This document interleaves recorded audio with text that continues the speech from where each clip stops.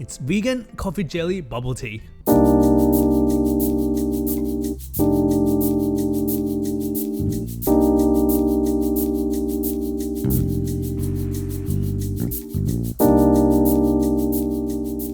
Hey friends, how's it going? Welcome back to Sam's Home Kitchen, where I bring to you budget-friendly recipes with sustainability in mind.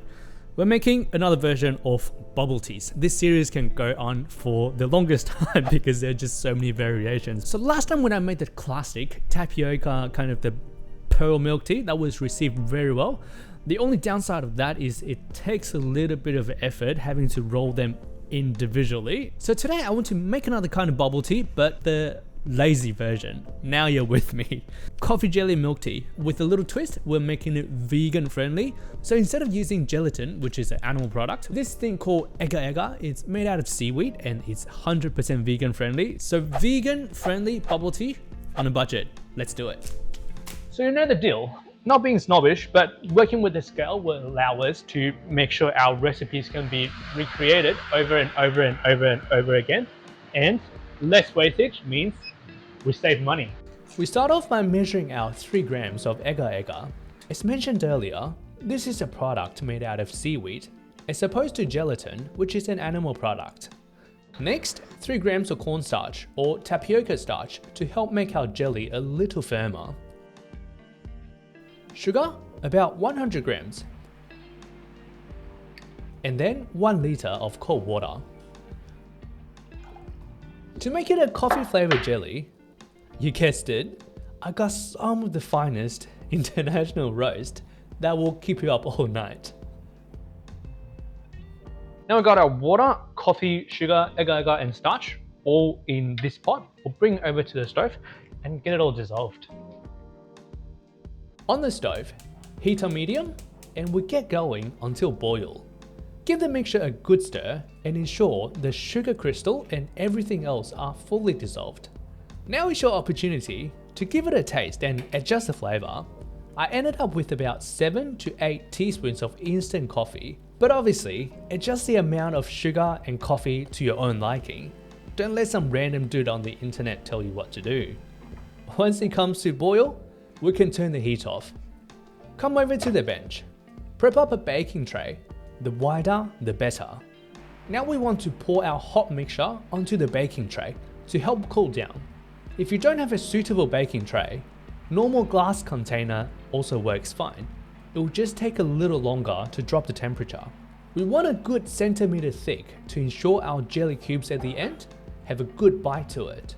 Got a little left over here. Pop it in bowls or cups, top it with cream or creamer when set. You'll thank me later.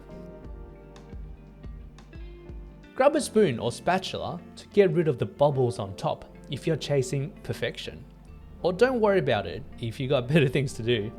This is purely for aesthetic, nothing more, nothing less.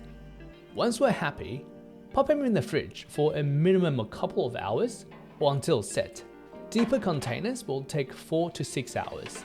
Our metal baking tray here is the secret weapon to speed things up. Now to make a tea concentrate, we got 4 tea bags and add in 400 grams of water.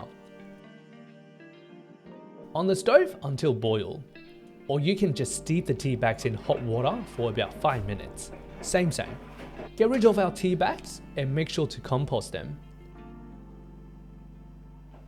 So it's been about a couple hours now. The beauty of putting it in the tray is it gains so much surface area, and with the metal tray, it disperses so much heat, and now we have our jelly all set and sliding.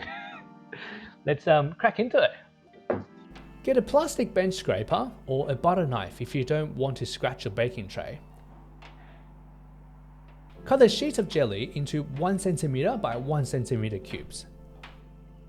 Look at these cute little dudes.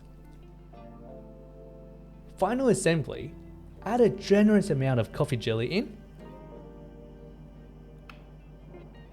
ice, milk of your choice, and our tea concentrate. What a beauty. The cost breakdown is right on the screen here. One portion of our Coffee Jelly Boba costed us 47.4 cents to make. Alright, and there we have it. That is our coffee jelly in our homemade milk tea all done.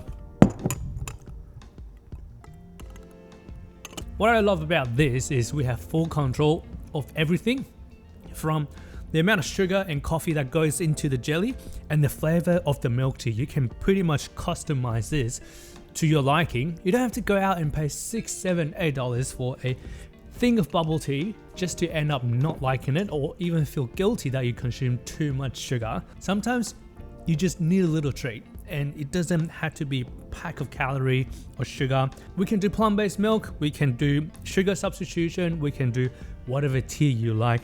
Customize all you want. It's your home, it's your kitchen, you do whatever the hell you want.